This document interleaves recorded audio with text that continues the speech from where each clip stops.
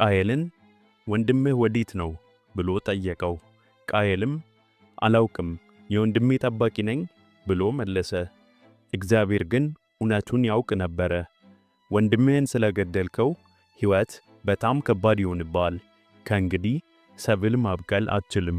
ይህንን ምድር ትተህ ሌላ ቦታ ኑር አለው። ቃየል ይህንን ሲያውቅ ፈራ። ይህ ቅጣት ከብዶኛል፣ ሌሎች በሰራውት ነገር ሊገሉኝ ቢሞክሩስ ብሎ ጠየቀ። ስለዚህ አምላክ ቃየልን ለመጠበቅ ልዩ ምልክት አደረገበት። ማንም እንዲጎዳውም አልተፈቀደም። ቃየል በትከሻው ላይ ትንሽ ቦርሳ ተሸክሞ ወደማያውቅበት ሀገር ቤቱን ትቶ ከቤተሰቡ ርቆ ኖድ ወደምትባል ሀገር ለመኖር ሄደ። የአቤልና የቃየል ታሪክ ጠቃሚ ትምህርት ያስተምረናል። ቅናትና ቁጣ ወደ አስከፊ ድርጊቶች እንዴት እንደሚያመራ ያሳያል።